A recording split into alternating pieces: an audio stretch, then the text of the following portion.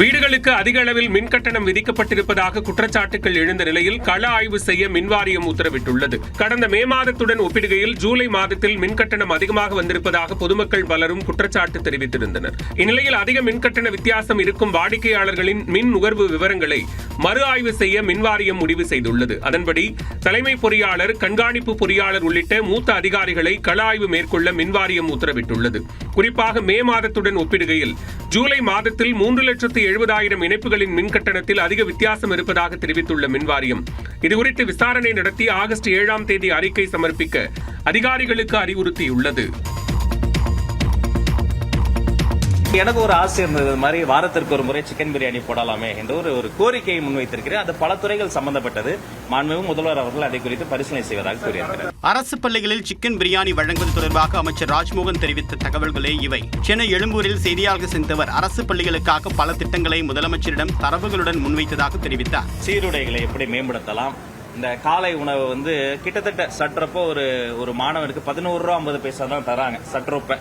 அது இன்னைக்கு ஒரு மேகி பாக்கெட்டே 10 ரூபா கிட்டத்தட்ட விற்குது. அதுக்கப்புறமேட்டு உப்புமா, கோதுமை உப்புமா, ரவா உப்புமா, இந்த உப்புமால இருந்து எனக்கு எங்க குழந்தைகள் விடுதலை கிடைக்க போகுதுன்னு தெரியல. மேலும் தனியார் பள்ளிகள் கட்டணத்தை குறைக்கவில்லை என்றால் கட்டண நிர்ணய குழு மறுகட்டமைப்பு செய்யப்படும் என்று கூறினார். கவர்மெண்ட் நிர்ணயித்த பிரைவேட் ஸ்கூலுக்கான அந்த ஃபீஸ் ரெகுலேஷன் கமிட்டி இருக்க பாருங்க, அதை ரீகான்ஸ்டியூட் பண்ண போறேன். அதை மீண்டும் கட்டமைத்து இதற்கென்று கமிட்டி போட போறேன். இவ்வளவுதான் ஃபீஸ் என்பதை டிரான்ஸ்பரண்டா போடணும், இவ்வளவுதான் ஃபீஸ் வாங்கணும். அதை தாண்டி நீங்க எக்ஸ்ட்ரா எதுக்காவது ஃபீஸ் வாங்கினீங்கன்னு சொன்னா அதையும் இந்த டிரான்ஸ்பரண்டா போடணும்னு சொல்றதுடைய நோக்கம் அதுதான். சிலர் சுய பரிசோதனை செய்து கொள்ளாமல் தோல்விக்கான ஆராய்ச்சியில் ஈடுபட்டுள்ளனர் என்றும் அவர் விமர்சித்தார்.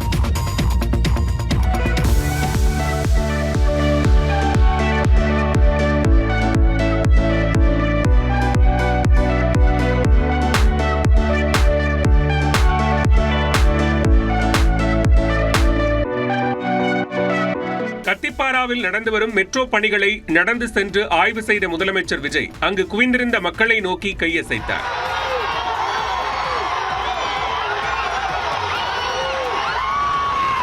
நூற்றியோரு அடி உயரத்திற்கு லிப்டில் சென்று பிரம்மாண்ட பாலத்தின் கட்டுமான பணிகளை ஆய்வு செய்தார்.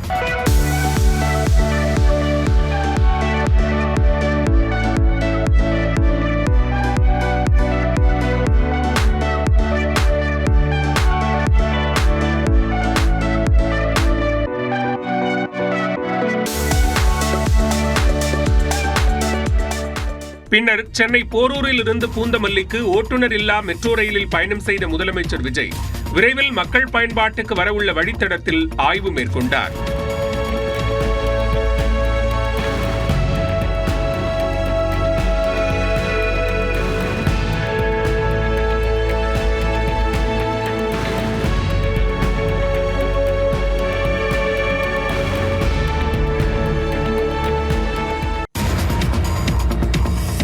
கரூரில் கோவில் நிலங்களை தனிநபர்களின் பெயரில் பத்திரப்பதிவு செய்ய தடையில்லை என மாவட்ட ஆட்சியர் பிறப்பித்த உத்தரவில் எந்த விதிமீறலும் இல்லை என்று உயர்நீதிமன்ற மதுரை கிளையில் இந்து சமய அறநிலையத்துறை தெரிவித்துள்ளது.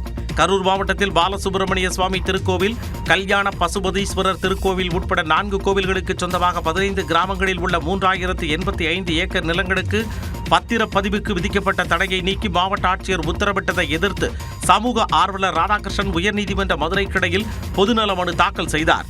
இந்த மனு நீதிபதிகள் கார்த்திகேயன், சக்திவேல் அமர்வில் மீண்டும் விசாரணைக்கு வந்தது. அப்பொழுது இந்து சமய அறநிலையத்துறை மற்றும் மாவட்ட ஆட்சியர் சார்பில் பதில் மனுக்கள் தாக்கல் செய்யப்பட்டன. அதில் கடந்த 60 ஆண்டுகளாக மன்னர் காலத்தில் தானமாக பெற்றவர்களின் வழித்தோன்றல்கள் அந்த இடத்தை அனுபவித்து வந்ததாகவும் தனிநபர்கள் அனுபவித்து வரும் இடங்களை பதிவு செய்வதற்கு எந்த தடையும் இல்லை என உத்தரவு பிறப்பித்துள்ளதாகவும் குறிப்பிடப்பட்டுள்ளது.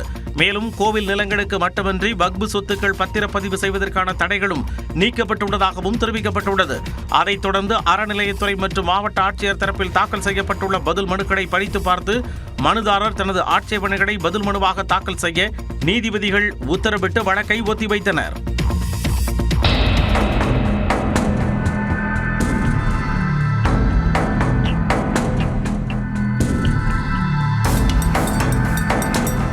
திரைப்படங்களில் பயிற்சி பெற்ற யானைகள் செயல்படுவதைப் போல கோவையில் யானை ஒன்று வீட்டின் கேட்டை பக்குவமாக திறந்து உள்ளே நுழைந்த காட்சிகளே இவை.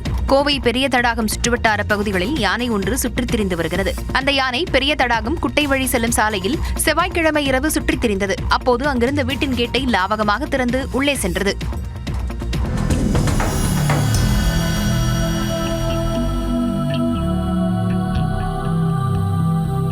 சிறிது நேரம் வீட்டிற்குள் உணவை தேடிய யானை ஏதும் கிடைக்காததால் ஏமாற்றத்தில் நடையை கட்டியது.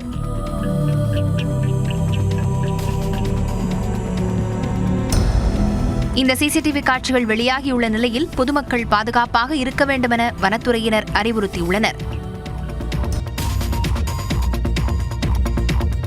தமிழ்நாட்டின் அரசியல் களத்தை பரபரப்பாக்கிய செய்திகளை அரசியல் செய்திகள் பகுதியில் பார்க்கலாம். குளத்தூர்லயே வரலாற்றுல முடிச்சிட்டோம். எத்தனை ரீகவுண்ட் வேணா கேட்கலாம். 9,000 ஓட்டுல இருந்து 15,000 ஓட்டுல வேணா மாறுமே தவிர 9,000 ஓட்டுல இருந்து ஒரு ஓட்டு கம்மியாகாது. நாங்கள் உங்களுடன் இருக்கிறோம். பழைய வரலாற்றை தூக்கி போடுங்கள். இப்பொழுது ஒரு புதிய வைகோ அவர்களை நாங்கள் பார்க்க போறோம். வைகோ 2.0. கேரள தன்னார்வ அமைப்பான அப்துல் கலாம் ஸ்டடி சென்டர் சார்பில் மதிமுக பொதுச் செயலாளர் வைகோவிற்கு தேசிய விருது வழங்கும் நிகழ்ச்சியில் அவரை பற்றி அமைச்சர் ஆதவ் அர்ஜுனா தெரிவித்த கருத்துக்களை இவை. இந்நிகழ்ச்சியில் பேசிய வைகோ தாவேக அரசுக்கு பக்கபலமாக இருப்போம் என்று உறுதிபட தெரிவித்தார். நாங்கள் மைனர்ஸாக இருப்போம்.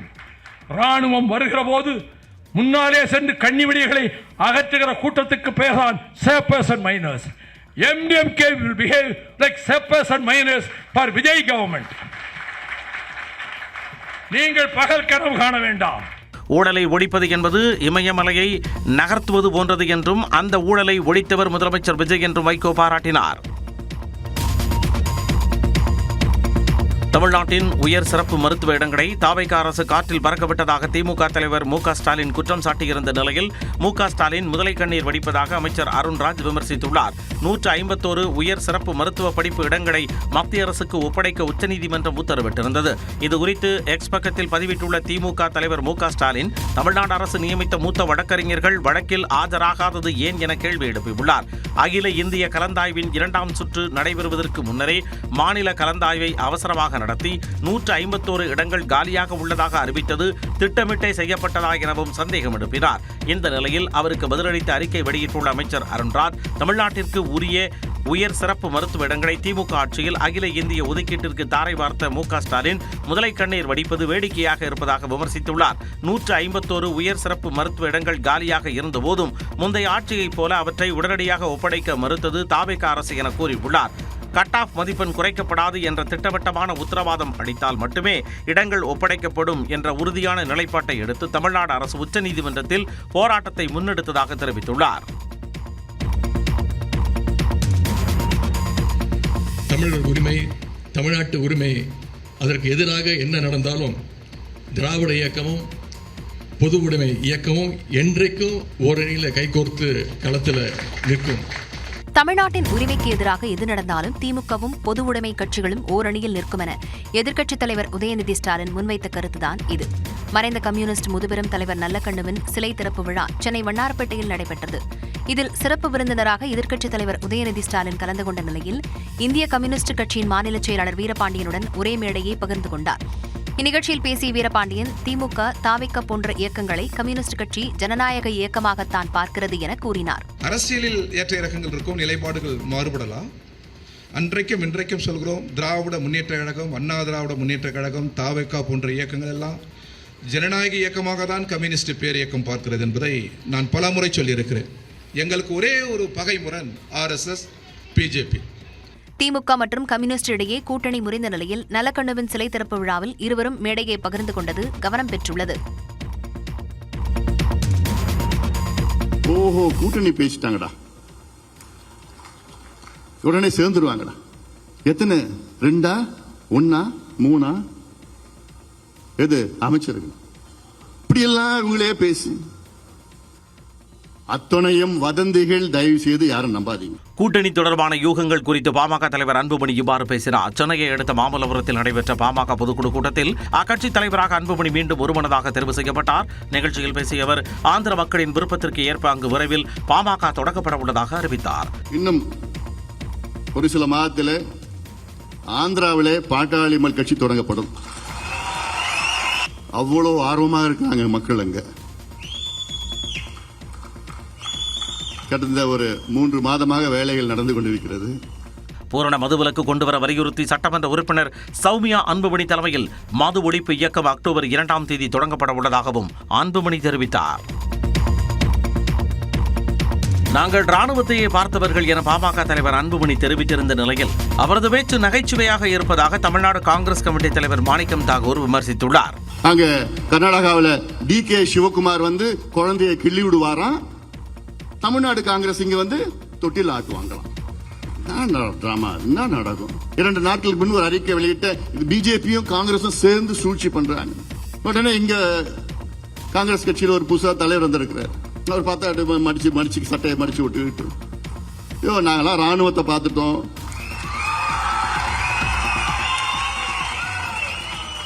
துப்பாக்கி சூட பார்த்துட்டோம், தடியடிய பார்த்துட்டோம், ஜெயில எல்லாத்தையும் நாங்க பார்த்துட்டோம்.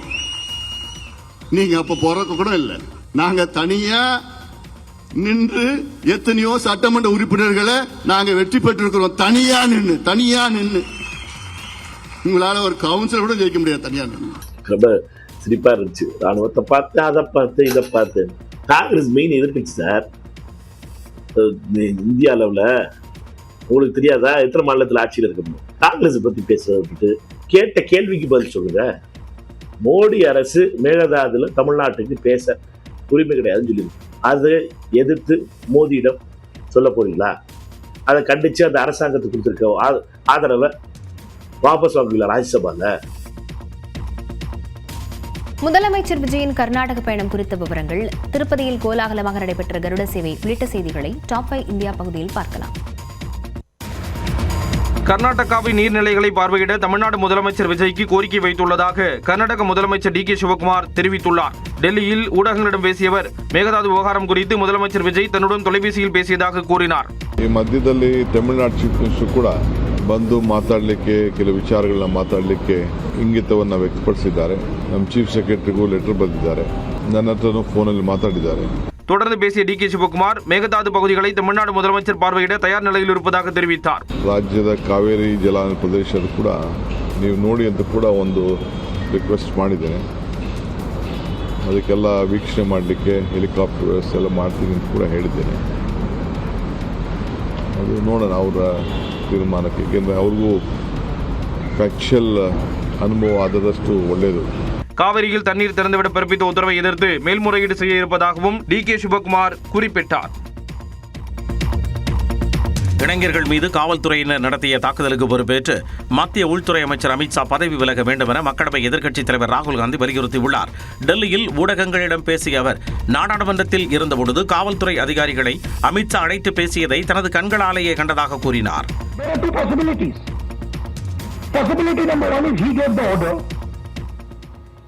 To shoot people with pellet guns, to beat people with lathis with nails, to use electric batons on people,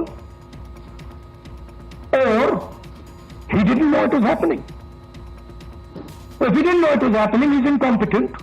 மன்னிப்பு கோராததால் தன்னை அவையில் பேச அனுமதிக்கவில்லை என கூறிய ராகுல் காந்தி ஒருபோதும் பாஜக மற்றும் RSS தொடர்புடையவர்களிடம் மன்னிப்பு கேட்க மாட்டேன் என்றார். ஆடி மாத பௌர்ணமியையொட்டி திருப்பதி ஏழுமலையான் கோவிலில் கோவிந்தா முழக்கங்களுக்கு மத்தியில் கருட வாகன புறப்பாடு கோலாகலமாக நடைபெற்றது. திருப்பதி ஏழுமலையான் கோவிலில் ஒவ்வொரு மாதமும் பௌர்ணமி நாளில் இரவு கருட சேவை நடத்தப்படுவது வழக்கமாக உள்ளது. அந்த வகையில் பௌர்ணமி தினமான நேற்று கருட வாகன புறப்பாடு நடைபெற்றது. இதையொட்டி உற்சவர் மலையப்ப சுவாமி கோவிலில் இருந்து புறப்பட்டு வாகன மண்டபத்தை அடைந்து தங்க கருட வாகனத்தில் எழுந்தருளினார். தொடர்ந்து பக்தர்களின் பக்தி கோஷங்களுக்கு இடையே ஏழுமலையானின் கருட வாகன புறப்பாடு மாட வீதிகளில் நடைபெற்றது. 4 மாட வீதிகளில் காத்திருந்த பல்லாயிரக்கணக்கான பக்தர்கள் கற்பூர ஆரத்தி சமர்ப்பித்து ஏழுமலையானை வழிபட்டனர்.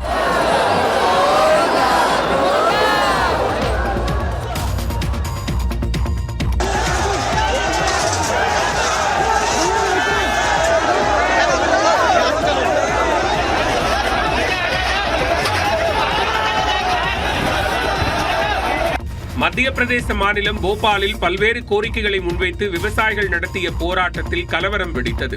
குறைந்தபட்ச ஆதார விலையில் 100% பாசிப்பயிரை கொள்முதல் செய்வது, உரங்களுக்கான டோக்கன் முறையை கைவிடுவது உள்ளிட்ட கோரிக்கைகளை முன்வைத்து நர்மதாபுரத்தில் இருந்து போபாலில் உள்ள முதலமைச்சர் இல்லம் நோக்கி அந்த மாநில விவசாயிகள் பேரணியாக வந்தனர். போபாலில் அவர்களை காவலர்கள் தடுத்து நிறுத்தினர். இதனால் இருதரப்புக்கும் இடையே தள்ளுமுள்ளு ஏற்பட்டது.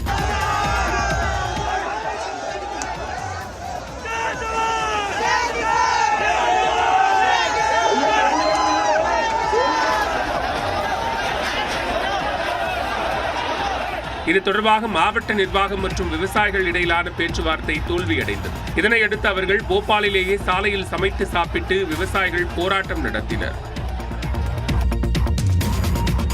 மேற்கு வங்கத்தில் முன்னாள் அரசு பேருந்து ஓட்டுநர் வீட்டில் நடத்தப்பட்ட அதிரடி சோதனையில் 20 கோடி ரூபாய் ரொக்கம் மற்றும் 15 கிலோ தங்கம் சிக்கியது. பிர்பூம் மாவட்டம் முகமது பஜாரைச் சேர்ந்த முன்னாள் அரசு பேருந்து ஓட்டுநர் மினார் மண்டலின் வீட்டில் காவல்துறையினர் சோதனையில் ஈடுபட்டனர்.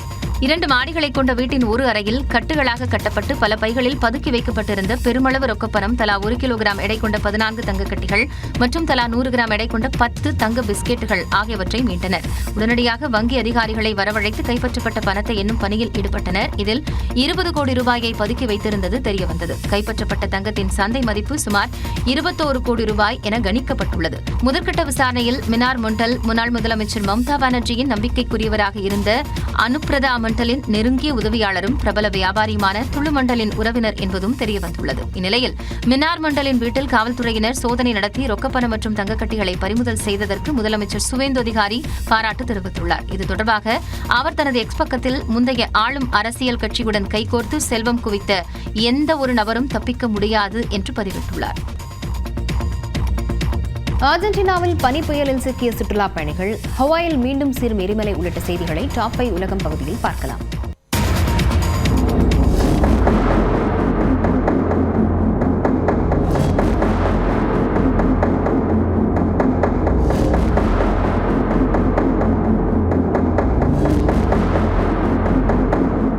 அர்ஜென்டினாவில் கடும் பனிப்புயல் காரணமாக சாலையில் புதையுண்ட வாகனங்களில் சிக்கித் தவித்த 100க்கும் மேற்பட்ட சுற்றுலா பயணிகள் பாதுகாப்பாக மீட்கப்பட்டனர். அர்ஜென்டினாவின் மெண்டோசா மாகாணத்தில் சிலி நாட்டின் எல்லையை ஒட்டிய கிறிஸ்டோ ரெடென்டார் சர்வதேச மலைப்பாதையில் நேற்று திடீரென கடும் பனிப்புயல் வீசியது. பனியால் சாலைகள் முற்றிலும் மூடப்பட்டதால் 100க்கும் மேற்பட்ட சுற்றுலா பயணிகள் மற்றும் வாகன ஓட்டிகள் சாலையில் சிக்கிக் கொண்டனர். இதையடுத்து உடனடியாக மீட்புப் பணி முடுக்கிவிடப்பட்டது. கடும் பனிப்பொழிவு மற்றும் உறைபனி நிலவிய சூழலிலும் மீட்புக் குழுவினர் பனி அகற்றும் இயந்திரங்களை பயன்படுத்தி சாலைகளில் தேங்கியிருந்த பனியை அகற்றினர். அதைத் தொடர்ந்து பனியில் சிக்கியிருந்த வாகனங்கள் ஒவ்வொன்றாக பாதுகாப்பாக வெளியே கொண்டு வரப்பட்டன. பின்னர் சுற்றுலா பயணிகள் அனைவரும் பாதுகாப்பான இடங்களுக்கு அழைத்துச் செல்லப்பட்டு அவர்களுக்கு தேவையான உணவு, வெப்ப ஆடைகள் மற்றும் மருத்துவ உதவிகள் வழங்கப்பட்டன. இந்த சம்பவத்தில் கடும் குளிரால் பாதிக்கப்பட்ட 2 பேர் மருத்துவமனையில் சிகிச்சைக்காக அனுமதிக்கப்பட்டுள்ளனர். பனிப்புயல் காரணமாக மலைப்பகுதிகளில் அவசியமில்லாமல் பயணிக்க வேண்டாம் என்று பொதுமக்கள் மற்றும் சுற்றுலா பயணிகளுக்கு அறிவுறுத்தப்பட்டுள்ளது. ஜோர்டானில் உள்ள அமெரிக்க நிலைகள் மீது தாக்குதல் நடத்தியதற்கு பதிலடியாக ஈரான் மீது கடுமையான தாக்குதல் நடத்தப்படும் என்று அதிபர் டிரம்ப் எச்சரித்துள்ளார். அமைதி ஒப்பந்த பேச்சுவார்த்தைக்காக ஈரான் மீதான தாக்குதலை அமெரிக்கா தற்காலிகமாக கைவிட்டிருந்த நிலையில் நேற்று முன்தினம் ஜோர்டானில் உள்ள அமெரிக்க நிலைகள் மீது ஈரான் 5 பாலிஸ்டிக் ஏவுகணைகளை வீசி தாக்கியது. இந்நிலையில் வெள்ளை மாளிகையில் செய்தியாளர்களிடம் பேசிய அதிபர் டிரம்ப் ஈரான் ஏவிய பாலிஸ்டிக் ஏவுகணைகளை அமெரிக்க வீரர்கள் நடுவானில் வழிமறித்து அழித்துவிட்டதாக தெரிவித்தார். எனினும் ஈரானுக்கு சரியான பதிலடி கொடுக்கப்படும் என்றும் மிரட்டல் விடுத்தார். So we had 5 rockets shot going 8,500 miles an hour, and all 5 rockets were knocked down to the ground. But they nevertheless took a shot, so it's our turn. And we'll see if we get there with an agreement at some point, but we're going to hit them very hard. அதைத் தொடர்ந்து ஈரானில் America வான்வழி தாக்குதல்களை நடத்தி வருவதாக கூறப்படுகிறது. அதே நேரம் ஹார்மஸ் நீரிணையை கடக்க முயன்ற 3 எண்ணெய் கப்பல்களை தாக்கியதாக ஈரானின் புரட்சிகர காவல் கடற்படை தெரிவித்துள்ளது. இதன் காரணமாக மேற்காசியாவில் மீண்டும் போர் மேகம் சூழ்ந்துள்ளது.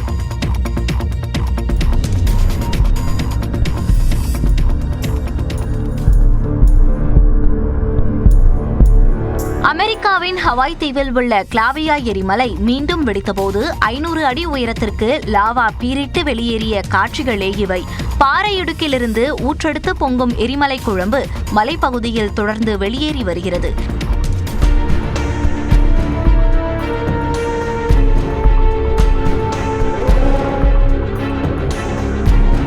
எரிமலையிலிருந்து வெளியேறும் லாவா மலைச்சரிவுகளில் பல கிலோமீட்டர் தூரத்திற்கு வழிந்தோடுகிறது.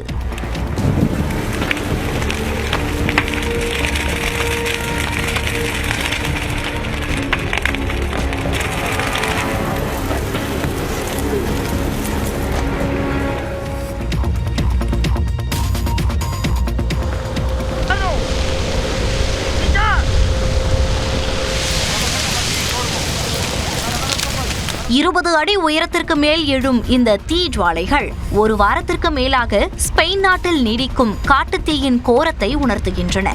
ஸ்பெயின் தலைநகர் மாட்ரிட் அருகே உள்ள ஃபார்மரிஸ் வனப்பகுதியில் கட்டக்கடங்காமல் பரவும் தீயால் புல்வெளிகள், மரங்கள் தீக்கிரையாகின.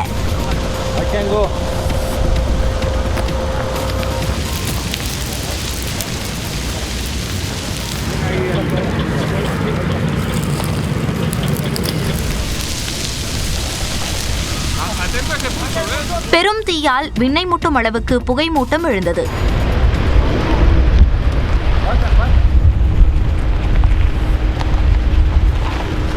விமானங்கள், ஹெலிகாப்டர் உதவியுடன் தீயை கட்டுப்படுத்தும் முயற்சியும் தீவிரமாக நடைபெற்று வருகிறது.